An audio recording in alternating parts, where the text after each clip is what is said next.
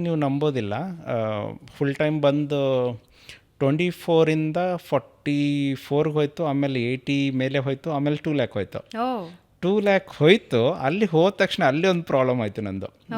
2017 ನನ್ನ channel terminate ಆಗೋಯ್ತು. ಯಾಕೆ? ಸೊ ಅದು ಏನಾಯಿತು ಅಂತಂದರೆ, ಈಗ ನಾನು 450 ವೀಡಿಯೋ ಡಿಲೀಟ್ ಮಾಡಿದೆ ಅಂತ ಹೇಳಿದೆ ನೋಡಿ, ಅದನ್ನು ನಾನು ಯಾವುದ್ಯಾವ್ದು ವೀಡಿಯೋ ಚೆನ್ನಾಗಿರಲ್ಲ ಕುತ್ಕೊಂಡು 15 ದಿನದಲ್ಲೇ ಡಿಲೀಟ್ ಮಾಡಿಬಿಟ್ಟಿದೆ ಅದು. ಓಕೆ. ಸೊ ಅದು ಏನಾಗ್ಬಿಡುತ್ತಂದರೆ ಆಟೋಮೆಟಿಕ್ ಸಿಸ್ಟಮು ಬ್ಲಾಕ್ ಮಾಡ್ಕೊಂಡ್ಬಿಡ್ತು ನನ್ನ ಚಾನಲು. ಟರ್ಮಿನೇಟ್ ಆಗೋಯ್ತು. ಇಡೀ ಇಮೇಲ್ ಐ ಡಿ ಟರ್ಮಿನೇಟ್ ಆಗಿ ಆ ಬಂದಿರೋ ದುಡ್ಡು ಕೂಡ ನನ್ನ ಕೈಗೆ ಸಿಗಲಿಲ್ಲ, 2 ಲಕ್ಷ. ಸೊ ಅದು ಆ್ಯಡ್ಸಿನ್ಸ್ ಅಕೌಂಟಲ್ಲಿ ಸ್ಟ್ರಕ್ ಆಗೈತೆ. ಅದನ್ನು ಇನ್ನೇನು ಒಂದು 3 ದಿವಸ ಆಗಿರೋ ಪೇಮೆಂಟ್ ಬರಬೇಕಾಗಿತ್ತದು, ಅದನ್ನು ಬರಲಿಲ್ಲ.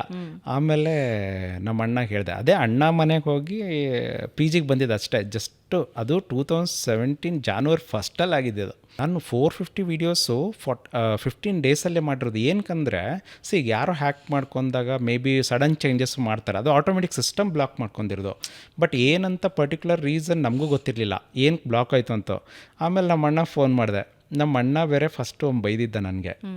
ನಾನು 2 ಚಾನಲ್ ಕ್ರಿಯೇಟ್ ಮಾಡಿಬಿಟ್ಟಿದ್ದೆ ತಿಳ್ಕೊಂಡಾದ ತಕ್ಷಣ. ಮೇಕ್ ಯುವರ್ ಓನ್ ಕ್ರಿಯೇಷನ್ ಅಂಥೇಳಿ 16 ಕ್ರಿಯೇಟ್ ಮಾಡಿದ್ದು, ನಮ್ಮ ಅಣ್ಣ ಕ್ರಿಯೇಟ್ ಮಾಡಿದ್ದು ದತ್ತಾಬೇನೂರು ಕ್ರಿಯೇಷನ್ ಅಂತೇಳಿ.